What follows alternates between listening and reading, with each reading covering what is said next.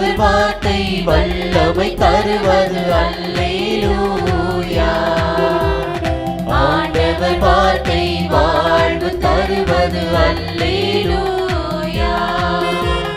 ஆண்டவர் வார்த்தை வல்லமை தருவது அல்லேலூயா. ஆண்டவர் வார்த்தை வாழ்வு தருவது அல்லேலூயா. செவிகள் திறக்கட்டும், வார்த்தை வளம் பெற இதயம் திறக்கட்டும், அன்பு வலுப்பெறும், உண்மை உணர்வுகள் வாழ்வில் புலரட்டும், நிறைவாய் வாழ்ந்திடுவோம். ஆண்டவர் வார்த்தை வல்லமை தருவது அல்லேலூயா. ஆண்டவர் வார்த்தை வாழ்வு தருவது அல்லேலூயா.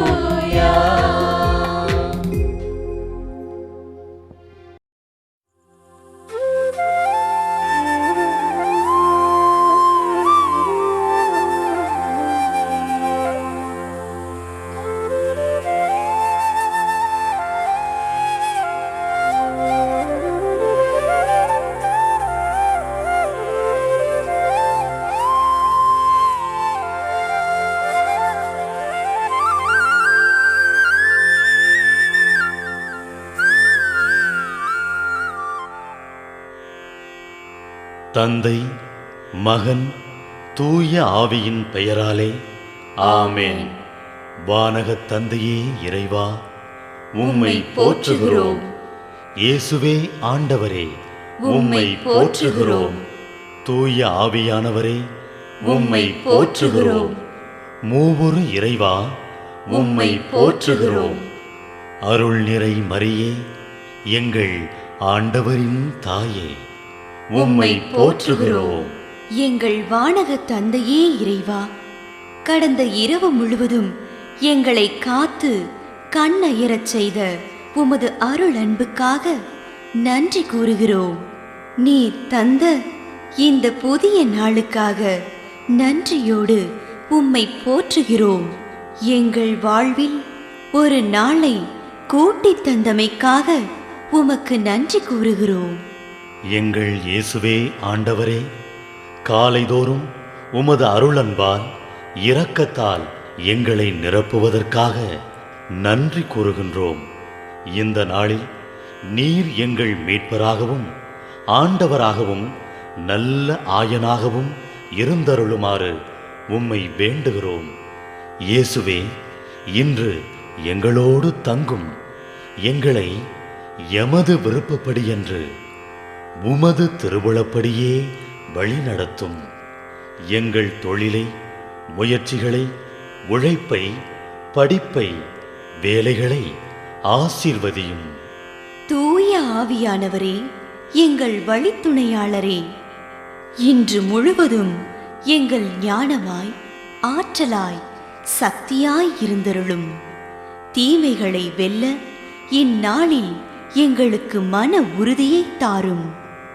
எங்களை சந்திப்பவருக்கு அமைதியை, அன்பை, ஆறுதலை கொடுக்கும்படியாக எங்கள் உள்ளங்களையும் இல்லங்களையும் உமது தெய்வீக அமைதியால், அன்பால் நிரப்பியருளும்.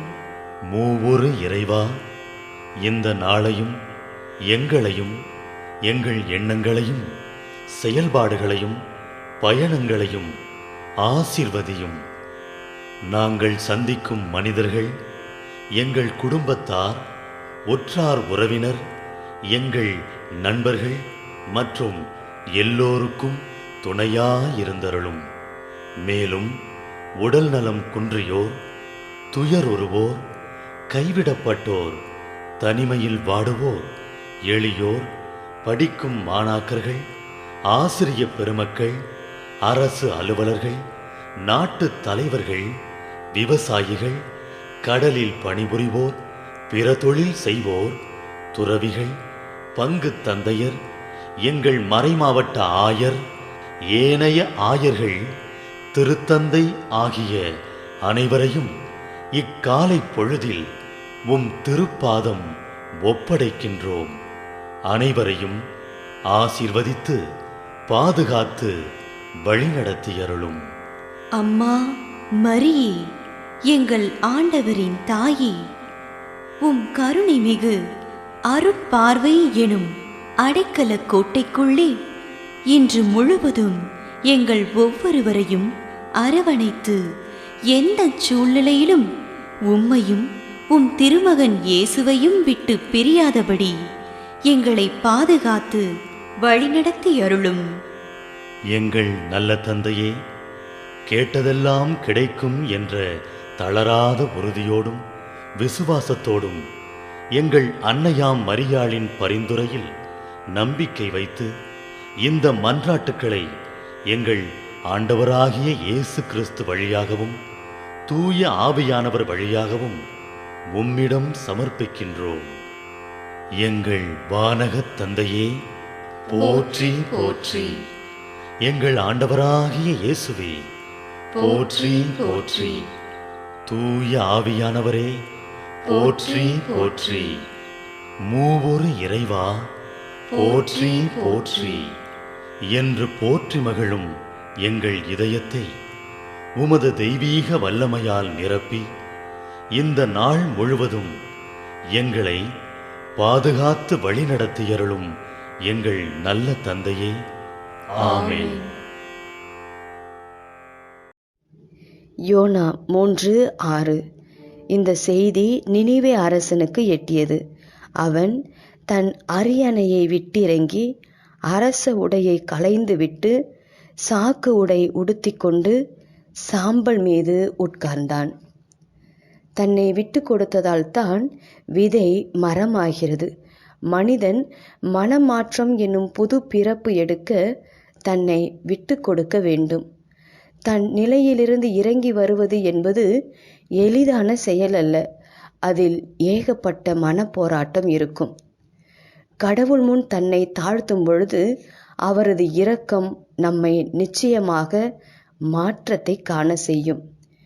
கடவுளை காண, அவரோடு இருக்க, அவரது வல்லமையை பெற ஏக்கமும் ஆசையும் மட்டும் போதாது.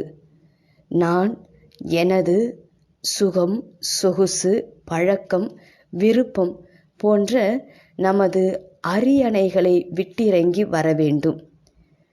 இழப்பு இல்லாமல் மீட்பு இல்லை. ஜெபம். இயேசுவே, உம்மை கண்டுகொள்ள தடையாய் இருப்பவற்றை விட்டுவிட அருள் தாரும். இயேசுவே, உம்மை கண்டுகொள்ள தடையாய் இருப்பவற்றை விட்டுவிட அருள் தாரும்.